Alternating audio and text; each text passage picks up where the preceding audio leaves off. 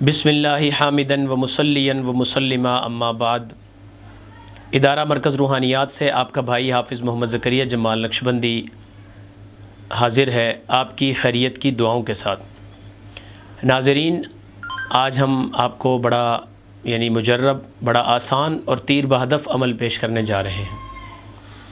آپ کے گھر میں کوئی بچہ ہے، مسلسل روئے جا رہا ہے، کوئی مریض ہے، تکلیف کی شدت ہے، آپ ہاسپٹل فوری نہیں پہنچا سکتے، کنوینس کا انتظام نہیں ہے، یا کوئی عملیات کا مسئلہ ہے، کسی بچے پہ، کسی مرد پہ، کسی مستورات پہ کوئی حاضری ہو گئی ہے، اس کو فوری طور پہ یقیناً آپ کچھ کرنا چاہیں گے، فوری اس کو سکون پہنچانا چاہیں گے۔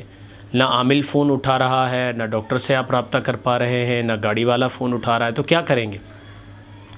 ایسے وقت میں ایسا آدمی جو نمازوں کی پابندی کرتا ہو، یہ تو شرط ہے، ایسا نہ ہو کہ آپ کہیں کہ جی نماز کی شرط بھی ختم کر دیں، ہر کوئی کر سکتا ہے، نہیں، نمازوں کی پابندی کرتا ہو اور معمولات کا پابند ہو، شریعت کی کسی حد تک پابندی کرتا ہو، ایسا کوئی شخص یا ایسی ہماری کوئی بہن یہ عمل کر سکتی ہے۔ یہ ہر اس مسلمان کو اجازت ہے جو صبح و شام کے اپنے مسنون اعمال اور صبح و شام کی پڑھائی، ذکر و عبادت، قرآن کی تلاوت، نماز، یہ سب کچھ مسلسل معمول میں ہے۔ ہر اس مسلمان بہن بھائی کو اس عمل کی اجازت ہے۔ یہ عمل ہے تو اذان کا، اور اس کے بے شمار فوائد ہیں۔ کوئی بچہ جیسے رو رہا ہے، کوئی مریض ہے، تڑپ رہا ہے، کوئی حاضری ہے، جنات حاضر ہو گئے ہیں، تو آپ نے کرنا یہ ہے کہ اس کو دائیں کروٹ لٹا دیں، یا اس کی گردن صرف تھوڑی سی موڑ دیں، تو دائیں کان میں 7 دفعہ اذان کے کلمات جو ہم عام طور پہ اذان دیتے ہیں، لیکن اس انداز سے نہیں آپ نے پڑھنا، صرف سادہ انداز میں، اللہ اکبر اللہ اکبر اللہ اکبر اللہ اکبر، اشہد ان لا الہ الا اللہ اشہد ان لا الہ الا اللہ، 7 دفعہ اذان کے کلمات دائیں کان میں، اور پھر الٹے کان میں 7 دفعہ تکبیر کے کلمات، تو وہ پڑھ دیے جائیں، اور اگر ساتھ میں پانی بھی رکھ لیا جائے، اس پہ بھی دم کر کے اس کو چھڑک دیا جائے، تو انشاءاللہ یہ مریض آپ کا فائدے میں آ جائے گا، اس کی یہ تکلیف فوراً ختم ہو جائے گی۔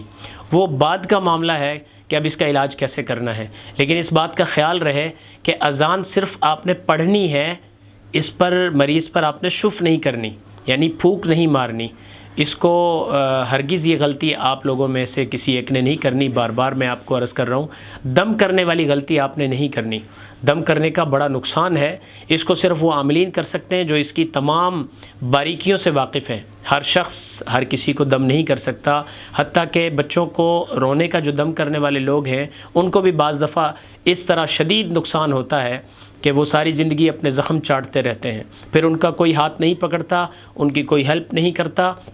ہمارے اساتذہ تو ایسے لوگ جو بغیر سیکھے عملیات میں پنگا بازی کرنے والے لوگ ہیں، ان کا علاج ہی نہیں لیتے تھے، ان کا کیس ہی نہیں لیتے تھے، ان کو ٹوکن ہی نہیں دیتے تھے۔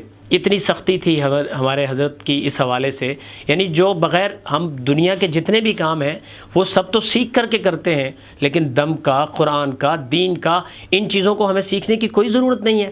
یہ صرف ہم نے سوچ لیا ہے، اور یہ ہماری بہت بڑی غلط فہمی ہے۔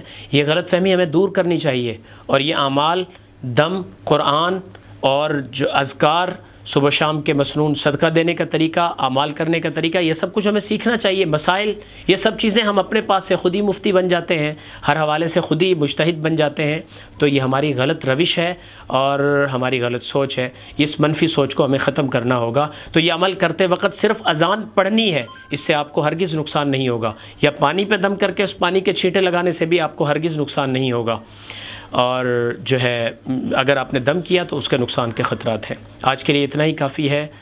اللہ حافظ۔ آپ کا بھائی حافظ محمد زکریا جمال نقشبندی۔